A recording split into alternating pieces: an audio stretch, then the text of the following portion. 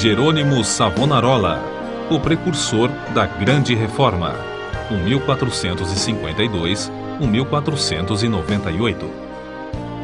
O povo de toda a Itália afluía em número sempre crescente a Florença. A famosa Catedral do Duomo não mais comportava as enormes multidões. O pregador Jerônimo Savonarola, abrasado com o fogo do Espírito Santo e sentindo a iminência do julgamento de Deus, trovejava contra o vício, o crime e a corrupção desenfreada na própria igreja. Como resultado, o povo abandonou a leitura das publicações torpes e mundanas para ler os sermões do ardente pregador. Deixou os cânticos das ruas para cantar os hinos de Deus. Em Florença, as crianças fizeram procissões, coletando as máscaras carnavalescas, os livros obscenos e todos os objetos supérfluos que serviam à vaidade.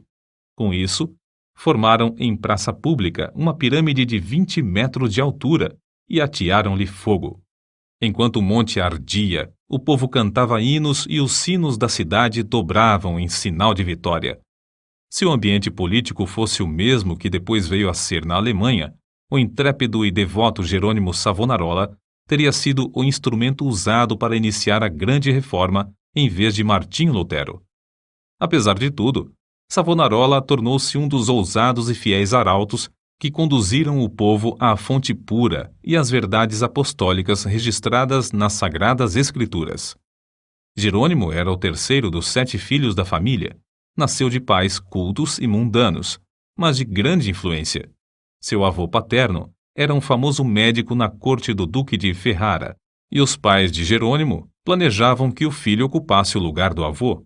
No colégio, era aluno esmerado, mas os estudos da filosofia de Platão e de Aristóteles deixaram-lhe a alma sequiosa.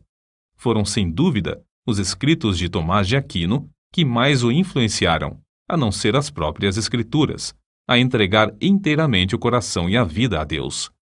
Quando ainda menino, tinha o costume de orar, e ao crescer, o seu ardor em orar e jejuar aumentou. Passava horas seguidas em oração.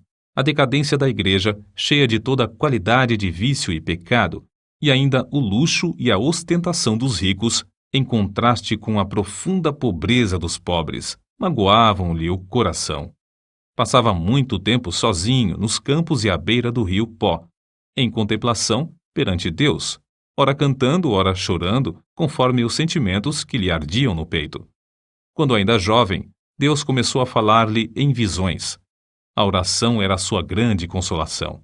Os degraus do altar, onde se prostrava horas a fio, ficavam repetidamente molhados de suas lágrimas. Houve um tempo em que Jerônimo começou a namorar certa moça florentina. Mas quando ela mostrou quanto era desprezível que um membro de sua orgulhosa família Strozzi pudesse se unir a um Savonarola, Jerônimo abandonou para sempre a ideia de casar-se. Voltou a orar com crescente ardor.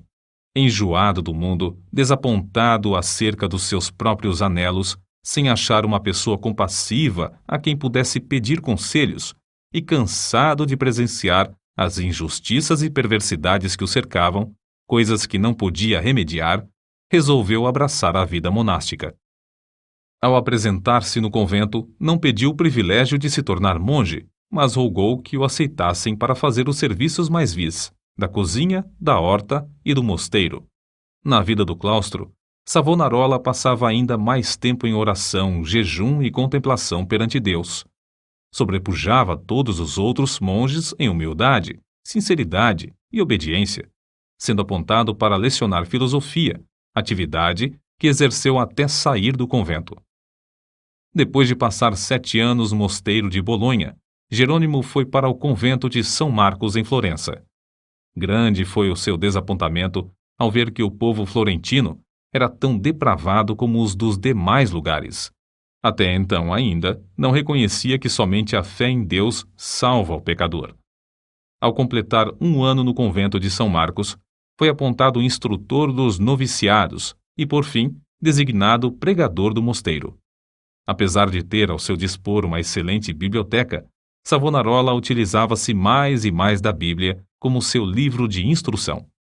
Sentia cada vez mais o terror e a vingança do dia do Senhor que se aproxima e, às vezes, entregava-se a trovejar do púlpito contra a impiedade do povo. Eram tão poucos os que assistiam às suas pregações que Savonarola resolveu dedicar-se inteiramente à instrução dos noviciados.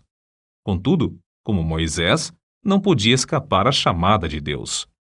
Certo dia, ao dirigir-se a uma feira, teve repentinamente uma visão dos céus abertos por onde passavam, perante seus olhos, todas as calamidades que sobrevirão à igreja. Então, lhe pareceu ouvir uma voz do céu ordenando-lhe anunciar aquelas coisas ao povo. Convicto de que a visão era do Senhor, começou novamente a pregar com voz de trovão. Sob a nova unção do Espírito Santo, a sua condenação ao pecado era feita com tanto ímpeto que muitos dos ouvintes, ao fim da prédica, saíam andando atordoados, sem falar, nas ruas. Era coisa comum, durante seus sermões, homens e mulheres de todas as idades e de todas as classes romperem em veemente choro. O ardor de Savonarola na oração aumentava dia após dia, e sua fé crescia na mesma proporção. Frequentemente, ao orar, caía em êxtase. Certa vez, enquanto sentado no púlpito, sobreveio-lhe uma visão durante a qual ficou imóvel por 5 horas. Nesse período, todos os presentes à igreja contemplaram o rosto do pregador brilhando. Em toda a parte onde Savonarola ministrava, seus sermões contra o pecado produziam profundo terror. Os homens mais cultos começaram então a assistir às pregações em Florença. Foi necessário realizar as reuniões na Duomo, onde continuou a pregar durante 8 anos. O povo se levantava à meia-noite e esperava na rua até a hora de abrir a catedral.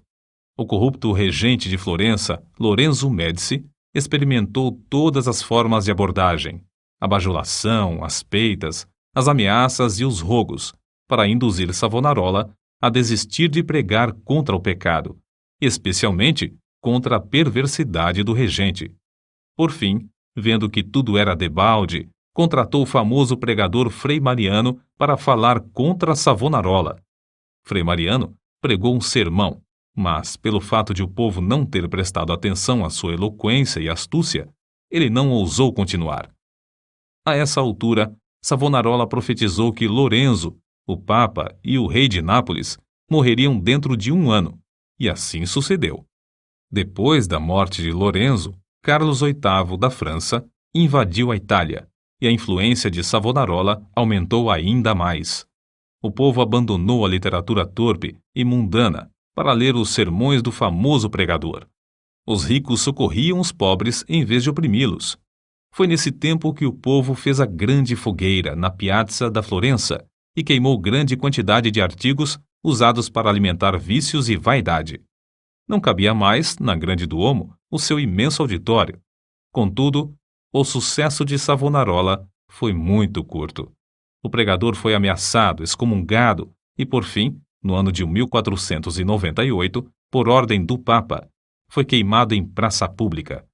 Com as palavras "O Senhor sofreu tanto por mim", terminou a vida terrestre um dos maiores e mais dedicados mártires de todos os tempos. Apesar de continuar até a morte, sustentando muitos dos erros da Igreja Romana, ensinava que todos os que são realmente crentes estão na verdadeira Igreja. Alimentava continuamente a alma com a palavra de Deus. As margens das páginas da sua Bíblia estão cheias de notas escritas enquanto meditava nas Escrituras. Conhecia uma grande parte da Bíblia de cor e podia abrir o livro instantaneamente e achar qualquer texto. Passava noites inteiras em oração e recebia revelações, quando em êxtase ou por meio de visões. Seus livros sobre a humildade, a oração, o amor e outros temas continuam a exercer grande influência sobre os homens. Destruíram o corpo desse precursor da grande reforma, mas não puderam apagar as verdades que Deus, por seu intermédio, gravou no coração do povo.